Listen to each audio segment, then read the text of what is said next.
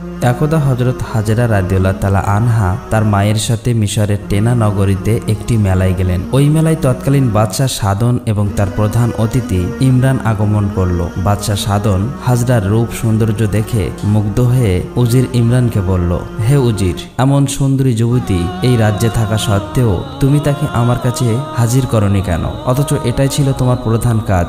যাও, এই মুহূর্তে এই সুন্দরী যুবতীকে আমার সামনে হাজির করো, অন্যথায় তোমার গর্দান কাটা যাবে। বাদশার আদেশ পেয়ে উজির তখন তার কয়েকজন সাথে নিয়ে হাজরাকে খুঁজতে বেরিয়ে গেল। এদিকে হাজরা এবং তার মা বিষয়টি বুঝতে পেরে মেলার এক পাশ দিয়ে বেরিয়ে বাড়ির দিকে ছুটে চললেন। উজির ইমরান সহ সব অলিগলি খুঁজেও হাজরাকে না পেয়ে ভয়ে অস্থির হয়ে গেল।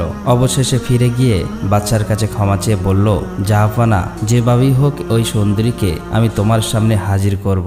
আজকের মতো আমার প্রাণ ভিক্ষা দিয়ে আমাকে এক সুযোগ দিন। তখন বাদশা বলল, 7 দিনের মধ্যে যদি ওই সুন্দরী যুবতীকে আমার সামনে হাজির করতে ব্যর্থ হও তাহলে তোমাকে মাটিতে গেড়ে পাত্রের আঘাতে হত্যা করা হবে। এদিকে হাজরা এবং তার মা তাদের ঘরে গিয়ে প্রবেশ করলেন। তখন হাজরা কান্না জড়িত কণ্ঠে বললেন, আম্মাজান, আমার মনে হয় আমার জন্য এই ঘরে আর এক মুহূর্ত থাকা উচিত হবে না। বাদশার লোক হয়তো এক্ষুনি এখানে চলে আসবে, তাই আমি এই রাতের অন্ধকারেই কোনো গভীর জঙ্গলে চলে যেতে চাই। আপনি আমার জন্য দোয়া করুন যেন আল্লাহ তাআলা আমার ইজ্জত রক্ষা করেন। মা তার কলিজার টুকরো হাজরাকে কেঁদে কেঁদে বললেন, তোমাকে আমি একা যেতে দেব না, তোমার সাথে আমিও যাব। তখন হাজরা বলল, মা, আমাকে জঙ্গলের মধ্যে দৌড়ে পালাতে হবে। আপনি এই দুর্বল শরীর নিয়ে দৌড়ে পালাতে পারবেন না, সুতরাং আমাকে আপনি বিদায় দিন, আমি সুযোগ পেলে আপনাকে দেখে যাব। অতএব হাজরা অত্যাচারী বাদশা সাধনের ভয়ে রাতের বেলা নিজ গৃহ ত্যাগ করে গভীর জঙ্গলের পথে চলতে লাগলেন। কষ্টে তার বুক ফেটে যাচ্ছিল। এদিকে তার মা 2 রাকাত নামাজ পড়ে 2 হাত তুলে হাজরার জন্য দোয়া করছিলেন। ইতিমধ্যে কিছু লোক এসে উপস্থিত হলো এবং বাইরে থেকে বলতে লাগলো, এই সুন্দরী হাজরা, ঘরের বাইরে বেরিয়ে এসো, আমার বাদশার হুকুমে এখানে এসেছি, তোমাকে এক্ষুনি বাদশার দরবারে হাজির হতে হবে। অতঃপর সাড়া না পেয়ে তারা হঠাৎ করেই ঘরের মধ্যে প্রবেশ করে বৃদ্ধকে ধমক দিয়ে বলল, হাজরা, তোমার কি হয়? সে এখন কোথায় আছে? তাকে বের করে দাও। তিনি বললেন, আমি হাজরার মা, আমি জানি না হাজরা এখন কোথায় আছে। তখন ইমরানের এক সঙ্গী বলল, তাকে উদ্যম মধ্যম দিয়ে সব সত্যতা বেরিয়ে আসবে। এই বলে চাবুক দিয়ে বৃদ্ধাকে আঘাত করতে লাগলো। তার শরীর থেকে রক্ত পড়তে লাগলো। অতঃপর তাকে বাদশার কাছে নিয়ে গেল। বাদশা তখন শুনতে পেল যে হাজরার আর কোনো সন্ধান পাওয়া যায়নি। তখন সে আদেশ দিল, এই বৃদ্ধাকে কারাগারে বন্দী করে তার খাওয়া দাওয়া বন্ধ করে দাও। যতক্ষণ সে তার কন্যা কোথায় আছে না বলে ততক্ষণ এভাবেই রেখে দাও। বাদশার আদেশে হাজরার মাকে কারাবন্দী করা হলো। চাবুকের আঘাতের কারণে তার শরীর দিয়ে রক্তস্রোত বয়ে যাচ্ছিল এবং রক্তবমি হচ্ছিল, ফলে তিনি বেহুশ হয়ে সেখানেই মৃত্যুবরণ করলেন। এদিকে হাজরা বাদশার ভয়ে গভীর জঙ্গলে লুকিয়ে রইলেন। এভাবে দিন অতিবাহিত হয়ে সন্ধ্যা হলো। অতঃপর রাত যখন একটু গভীর হলো তখন হাজরা লুকিয়ে লুকিয়ে নিজের বাড়িতে এসে উপস্থিত হলেন। এসে দেখে ঘরের দরজা সম্পূর্ণ খোলা, ঘরের ভিতরে কোনো আলো নেই। হাজরা মা মা বলে ডেকেও কোনো সাড়া পেলেন না। হাজরা তার মাকে না পেয়ে এক প্রতিবেশীর বাড়িতে গিয়ে জিজ্ঞেস করলেন। তখন প্রতিবেশী বললেন, হাজরা, তুমি এখানে কোত্থেকে এসেছো? বাদশা পুরস্কার ঘোষণা করেছে তোমাকে ধরার জন্য। আজ সকালে তোমার মাকে মারধর করে বাদশার লোকেরা গ্রেপ্তার করে নিয়ে গিয়েছে। এই কথা শুনে হাজরা চিৎকার করে কেঁদে উঠলেন। তখন প্রতিবেশী মহিলা বললেন, হাজরা, তুমি এখানে কি করছো?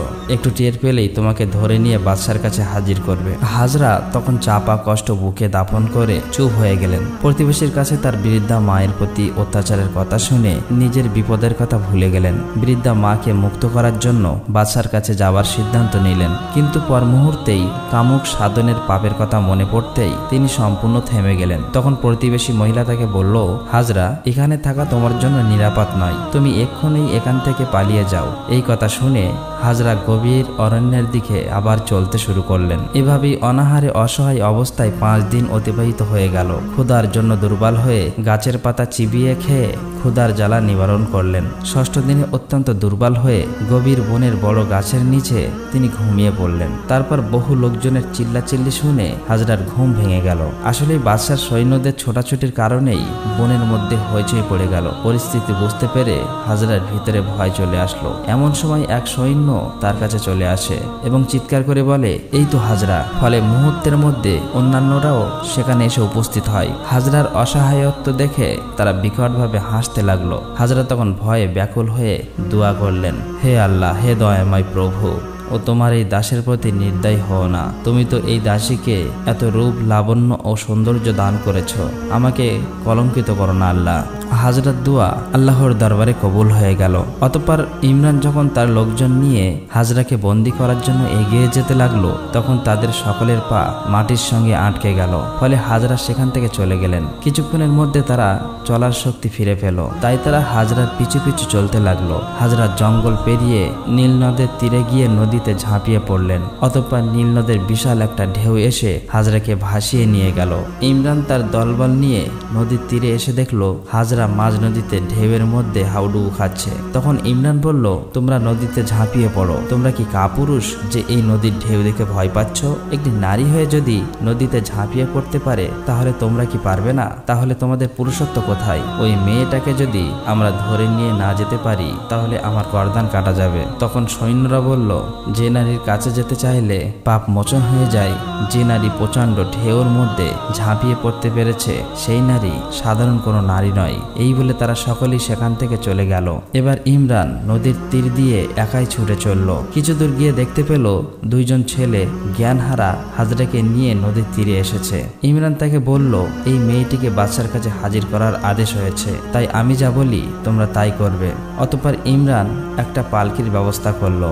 এবার ছেলেদেরকে নিয়ে পালকি করে হাজরাকে বেহুশ অবস্থায় নিয়ে বাদশার বিশেষ কারাগারে নিয়ে গেল।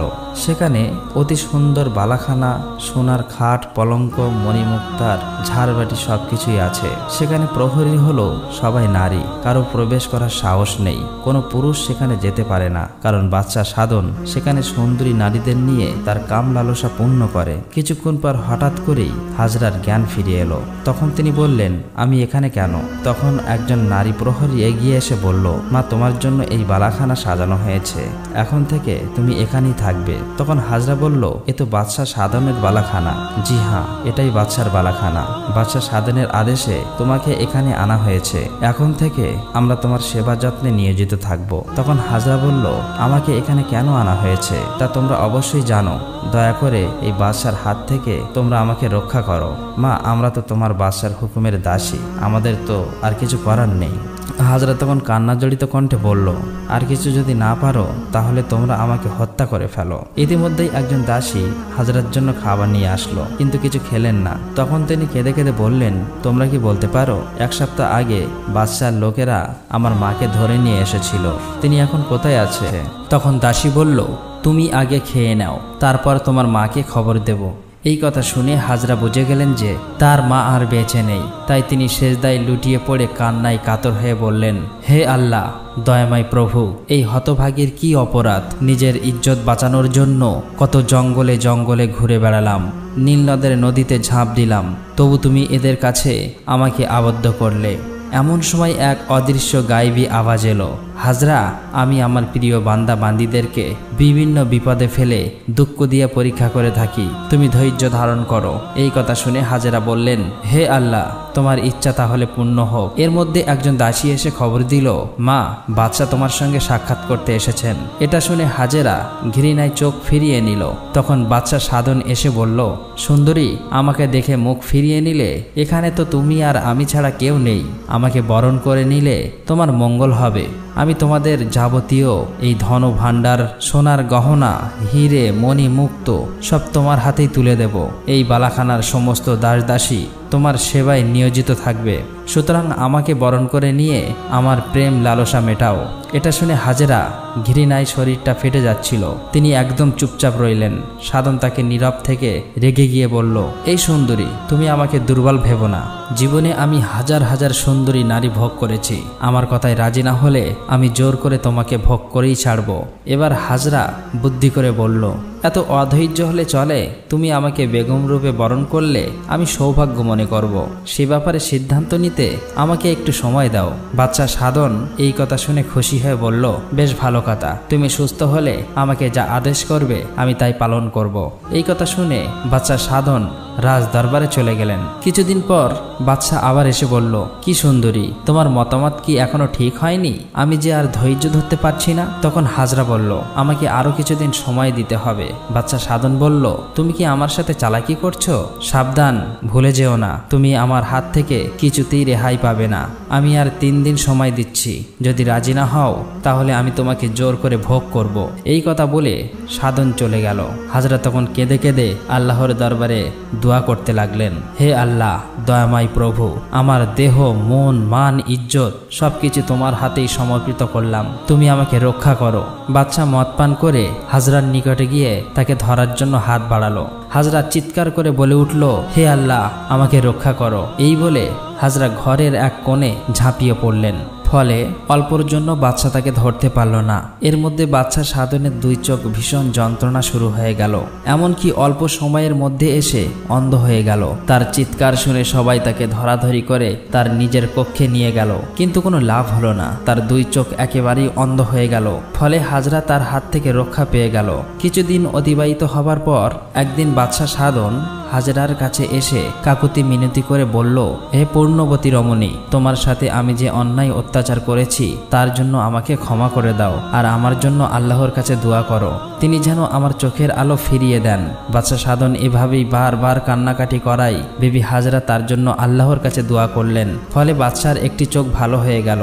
ভালো হবার পর ভয়ে বাদশাহ সাধন আর কখনোই হাজরার দিকে অসৎ খেয়াল করেননি। কিন্তু সে পুনরায় উজির ইমরানকে হুকুম দিয়ে বলল, তুমি নিত্য নতুন সুন্দরী রমণীদেরকে আমার সামনে এনে হাজির করবে, আর বিবাহিত নারীদের স্বামীদেরকে হত্যা করে তাদের স্ত্রীদেরকে আমার কাছে নিয়ে আসবে। ঠিক এমন সময় ইব্রাহিম আলাইহিসসালাম বিবি সারাকে নিয়ে মিশরের পাশ দিয়ে যাচ্ছিলেন। তিনি তার স্ত্রীকে নিয়ে চিন্তিত হয়ে পড়লেন, কারণ বাদশার সৈন্যরা দেখে ফেললে মহা বিপদ হয়ে যাবে। অবশেষে ইব্রাহিম আলাইহিসসালাম বিবি সারাকে একটা সিন্ধুকে প্রবেশ করিয়ে সিন্ধুকটি উটের পিঠে বসিয়ে চলতে লাগলেন।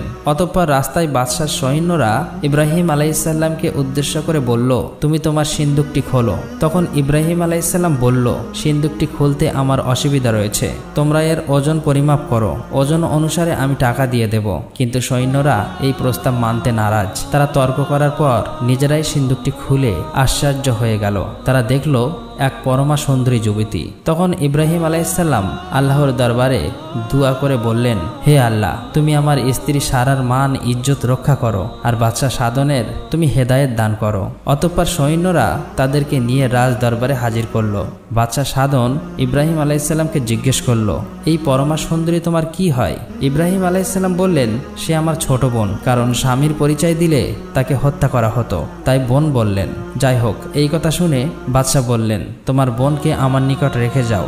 ইব্রাহিম আলাইহিসসালাম বললেন, সে সাবালিকা মেয়ে, সে নিজের মালিক নিজেই, সুতরাং তার কাছেই জিজ্ঞেস করো। বাদশাহ সাধন তখন সৈন্যকে আদেশ করল, এই পুরুষটাকে কারাগারে বন্দী করে রাখো, আর মহিলাকে আমার নিজ কক্ষে রেখে দাও।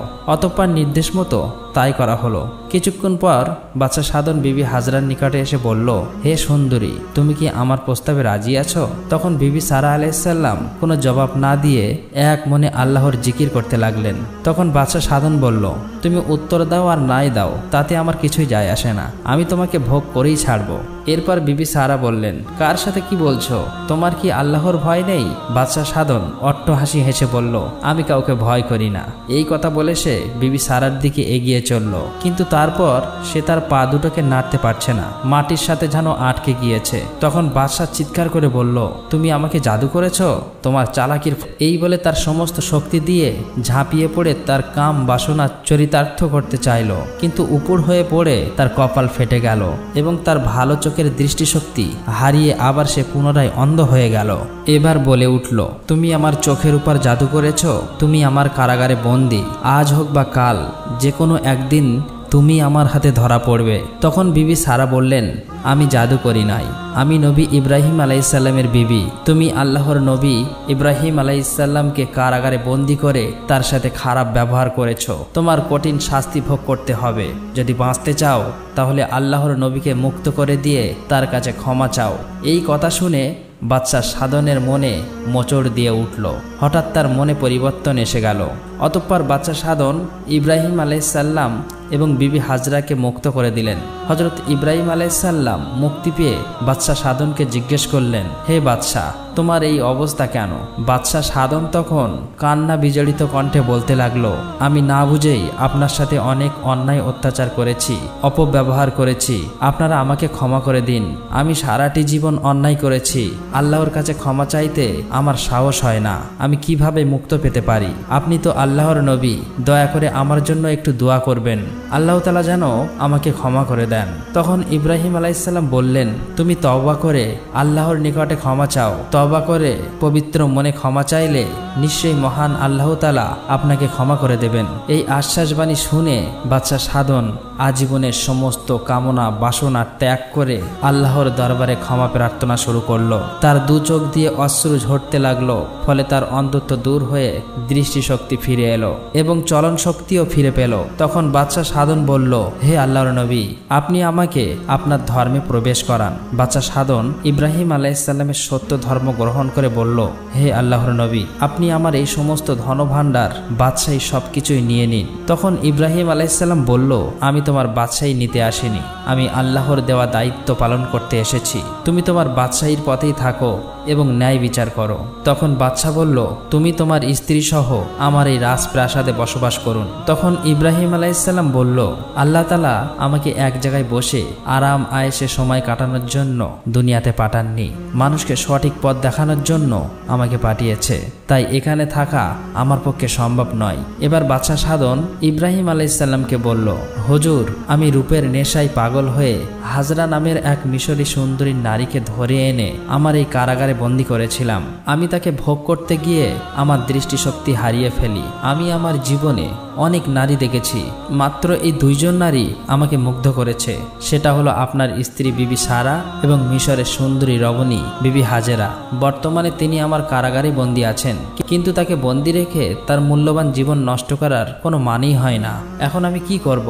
আর এই পবিত্র নারীকে কার হাতেই বা সমর্পিত করব? এখন আপনার মতো এক মহামানব আল্লাহর নবীকে পেয়ে আমি এই সমস্যা থেকে মুক্ত পেতে চাই। আপনি হাজরার দায়িত্ব গ্রহণ করুন। হযরত ইব্রাহিম আলাইহিসসালাম একটি অপরিচিত যুবতী নারীর দায়িত্ব নিতে রাজি ছিলেন না, তাই তিনি জবাব দিচ্ছিলেন না। হঠাৎ করেই বিবি সারা বলে উঠলেন, এখন থেকে হাজরার দায়িত্ব আমি নিলাম, তুমি তাকে মুক্ত করে দাও। অতঃপর হযরত ইব্রাহিম আলাইহিসসালাম, যিনি সারা ও হাজরাকে নিয়ে জেরুজালেমের দিকে রওনা হলেন।